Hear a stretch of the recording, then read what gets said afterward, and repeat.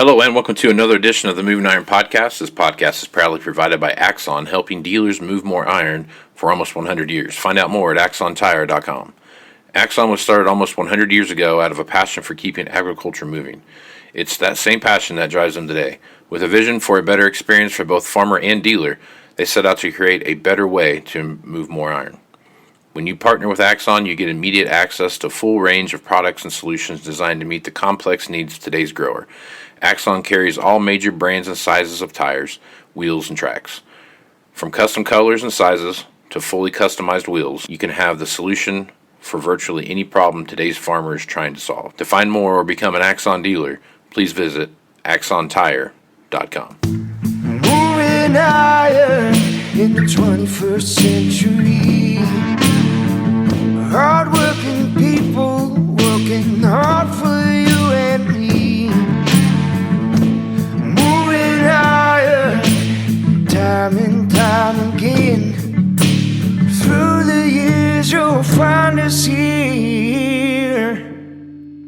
Moving iron. Hello and welcome to Moving Iron Podcast Markets with Chip Nellinger. This edition of the Moving Iron Podcast is brought to you by Axon Tire, helping dealers move more iron for the past 100 years. For more information, go to axontire.com.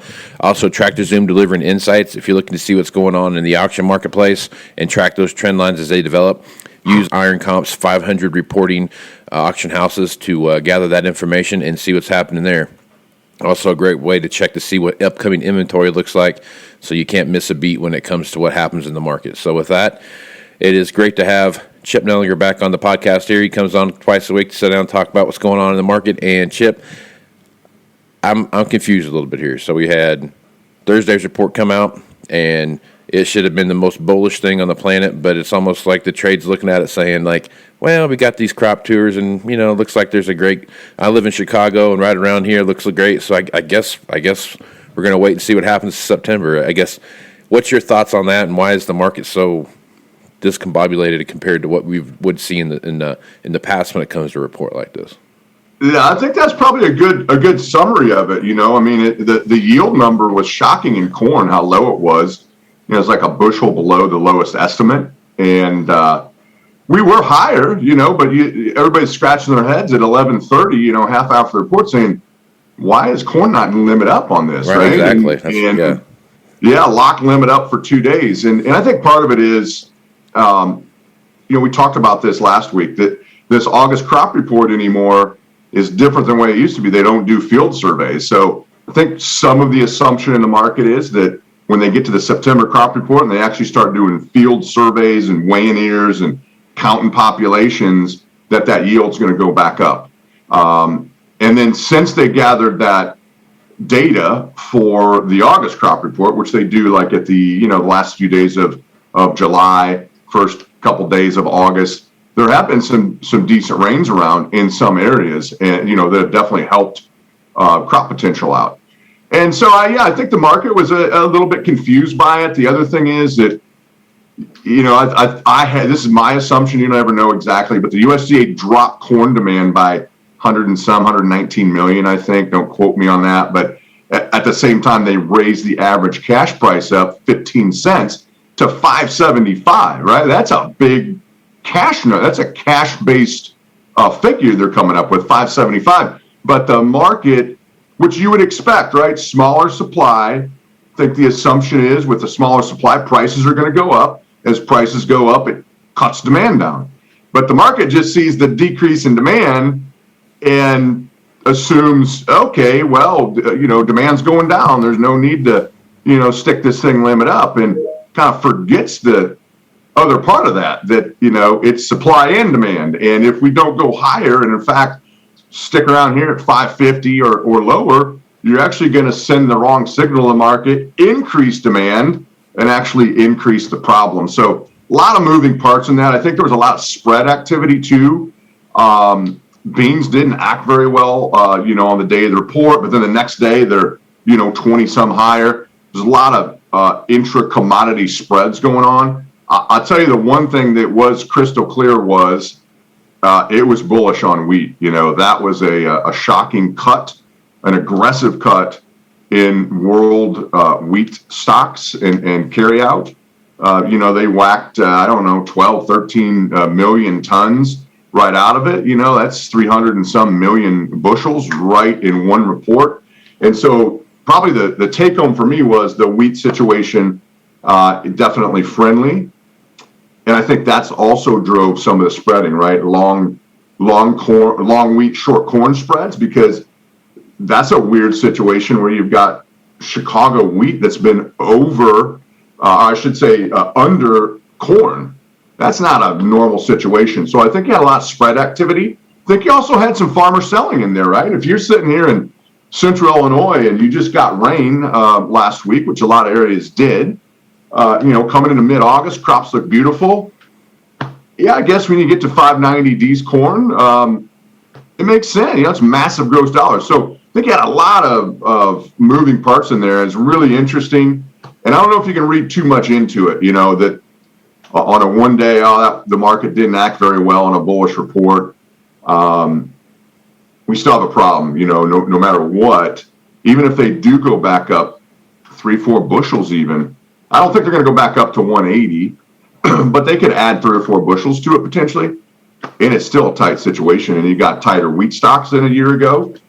And, and I'm not sure they're done cutting the world numbers yet. I don't think we have a full understanding of how poor the Brazilian corn crop is. That's definitely going to affect things still. And there's a lot of moving parts into this market. One thing for sure, it was getting a little boring ahead of that, right? It's going to rain, it's not going to rain, the weather model change, what's the crop report going to say? It got a lot more interesting with that August crop report, that's for sure. Absolutely. No doubt about that. So I guess what's your expectation for the week then as you kind of start watching things happen? I got my early morning report here, and let's just see if I can get back to it real fast. I want to say it looked like it was down a quarter. Corn was down a quarter. Does that sound about right? Corn's down a quarter. Yeah. Beans are up 6 to 8. The wheat's up, 4 to 6, depending on what wheat class there. So I guess when you're looking at that, I've noticed this quite a bit. There's corn will kind of get beat up a little bit, but soybeans are always ticking up higher, interday especially, I guess. So as you look at soybeans right now, I mean, what are your thoughts about that? Well, it wasn't negative on beans, right? They still cut it 0.8 of a bushel. And I think the other thing throwing the market off is they're starting to it's so tight on beans. The USDA, and this isn't a knock against them, right? It comes down to economics and economic theory, right? They're only going to go so tight on bean carryout. And they started fudging the numbers a little bit and residual. Again, the assumption is, if you think like an economist, I have an econ degree. If you think like an economist, supply, demand, I think in the USDA's mind, we're going to have high enough bean prices that it slows demand down. And again, like we talked about in corn, so they kind of fudged the numbers a little bit. They bumped up old crop carryout just a little bit. I don't know that there's anything on paper that justified that necessarily, and they kept new crop bean carryout unchanged. It's like a 3% stocks to use rate. Like, it is so tight, razor thin. They can't go any tighter than that. And so it's kind of the same situation as corn, I think, that we've got to take beans to a high enough level. And on top of that, for like 5 or 6 days in a row, China's starting to buy beans again, right? So we're seeing that demand start up right on time. It's normally, August, September time frame when we start seeing our demand pick up a little bit, and the Brazil crop, basically be exhausted down there. There's no old crop bean supplies to speak of out of Brazil. China's been back buying beans even ahead of this report, and so that demand is underneath the market. And even though we didn't, it wasn't wildly bullish on beans, it's too tight. Like, we can't afford much of a hiccup in beans, or we are literally out. And we're the only place in the world to get beans right now, and corn for that matter. I just don't think that Brazil's going to be much in the export picture this year with their drought situation. And this thing is, an interesting scenario. I think end users was not a good report from an end user perspective, right? They were hoping for bigger numbers and a dip in prices into harvest so they could get stuff bought cheaper. And I don't think this accomplished that. Yep. I think they're still caught short. Okay, so Pro Farmer's out today. They're supposed to have a report out at 6 o'clock this morning. I guess they were out. They started on Friday or Thursday last week? They end, so they start today. Okay. All right. On each leg. I think they're in Ohio and South Dakota is where they start, and they kind of move through the country. I think they stop on Thursday, and then they release their numbers Friday after the close, I believe. So what kind of picture do you think that's going to paint? Do you think that's going to paint the picture that, I get up in the morning and I look through Twitter and I'm, trying to see what's going on. It's a great place to, I guess, get unofficial news, but it's news nonetheless. But you start looking at people's pictures of, their crop and their corns, either this, that, or the other thing, or too much rain or this, whatever. And it's a pretty good cross section of the country, I guess you can kind of get that from. But what kind of picture do you think you're going to see? I mean, all I've been told here and what I can see is that if you're east of the Mississippi, you have a pretty good shot of having a bang out crop, and if you're west of the Mississippi, the further west you get, the worse it gets. So I guess, what's your thoughts there? I think that's probably a pretty good overview. I think they're going to find a really good potential in the Eastern Corn Belt. It's not perfect. They may find some, because there are periods where it was really hot and dry in June. You're determining, the rows around and the size of that ear then. So what will they find? They'll probably find some tip back. They'll probably find maybe some, effects of that hot, dry period in June. But overall, it's really good here in the East. And I think the route they go, they don't get too far into Nebraska. They start at the far southeast corner of South Dakota. My point with that is I don't know they're going to see the worst of the worst. Right. But they're going to see the best of the best. And so that likely is going to have a tendency to maybe throw a little bit of cold water. And I think that's, we talked about that, why corn maybe didn't get it more fired up than it did, was the fact that they assumed that yields could creep a little bit higher as you go forward in the September and probably more importantly, the October crop report is going to be a big one this year. Yep. Because a lot of this crop in the East was planted early enough that you're going to have pretty good data and some early harvest activity by the time that October crop report comes out. Yeah, and also from what I can gather too, from what I've read on various social media sites, depending on if you're north or south of I-80, also makes a big difference of what your drought situation looks like too. I mean, if you're north of I-80 in Iowa, you're not doing too well. If you're south of that, it seems like they got a little more rain than what other parts of the country had gotten. So I guess there's just a lot of factors and variables there, and I guess it really depends on, if you go out looking for something and you don't see all of it and you see only the best of it, you're going to assume that everything else is going to be pretty much par for the course. Yeah, and I think the key will be, that's my assumption. I mean, you look at it from the road. I've been north, almost Wisconsin border. I've been to St. Louis. I haven't been very far east into Indiana. I mean, it looks really good. But if they get in there and they're like, yeah, it's green, but there's a lot of tip back. There's this, there's that. If they don't find like just knock down massive yields in Indiana and Illinois, then you've probably thrown the market a little bit of a curveball, right? I think that's what the market assumes and expects is essentially record potential out of Illinois and Indiana and potentially Ohio as well. Right. Yep. They're looking for every place else is going to suffer, but the I states are basically going to carry us home. That's kind of what I'm gathering from the conversations that I've read and different commentators and stuff like that I've listened to. So yeah, and again, they don't get into the worst of the worst either. So right. that question is going to remain till harvest. North Dakota, big chunks of South Dakota, parts of Nebraska, parts of Minnesota. They don't get too far into Minnesota either. And so, it's as good as we can get. And not to knock Pro Farmer Crop Tour, they could do as good a job as anyone.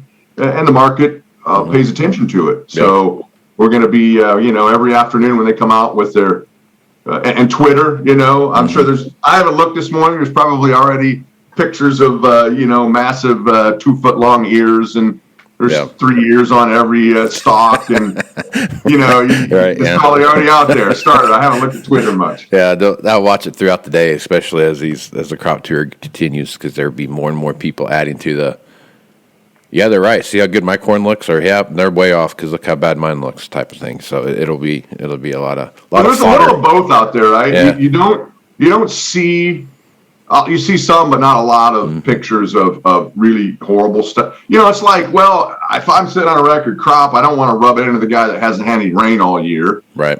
And, the guy that hasn't had rain all year doesn't want to go out in it. He already knows it's no good. Right. And so he's not going to go out there and brag about, a drought field of corn. Right. Right. When guys in Illinois are, going to pick some 300 bushel fields this year. I mean, so there's kind of both extremes there, Yep, that's true. Very true.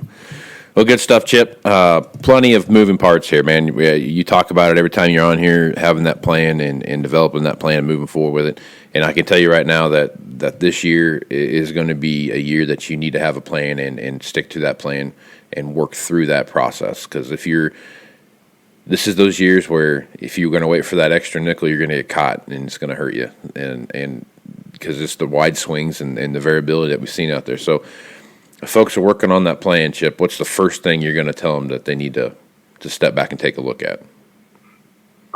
Costs and gross revenue potential, right? I mean, that plan is totally different if you're in central Illinois sitting on what you think is a record corn crop, or if you're in, parts of the Dakotas or, drought-stricken areas that, don't have half a crop potentially. So totally separate for each individual. And it's customized, right? It comes down to what's your cost structure, what do you need out of your crop, what's break even, what's your crop insurance plan that plays into it, and then it's different for everyone. So it's not a one size fits all type of a plan. Right on. And if folks are working on that plan and need some guidance on that, Chip, what's the best way to get a hold of you and the guys at Blue Reef to help them through that? Yeah. Best way is just call our office directly, our Morton main office, 309-550-7213. And we'd love to have a conversation with you about what your plan is and how we might be able to help improve it or help the execution part of it. Right on.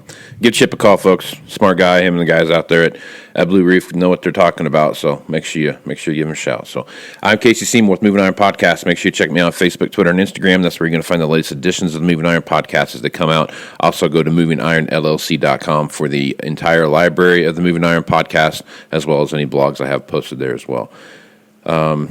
A lot of stuff going on. Moving Iron Summit's coming up here in Nashville, Tennessee, 15th through the 17th. It's pretty well sold out. So if you're thinking about coming to that, I might have just a little bit of space left, but give me a shout and I'll see if I can't squeeze you in. Hit me up at Moving Iron Podcast at MovingIronPodcast.com, or go to the website and click on the Moving Iron Summit in the navigation bar and just fill out the contact me section there, and I will be sure to get back to you. So with that, I'm Casey Seymour, Chip Nellinger.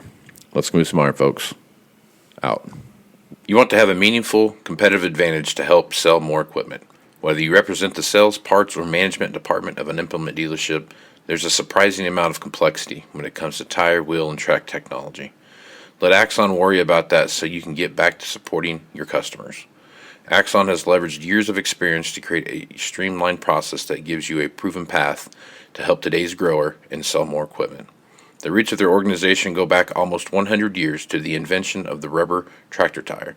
Supporting agriculture is the number one driver of Axon, from product development through sales and service. To find more or become an Axon dealer, head over to axontire.com. Moving higher in the 21st century. Hard-working people working hard for you and me. Moving higher, time and time again. Through the years you'll find us here.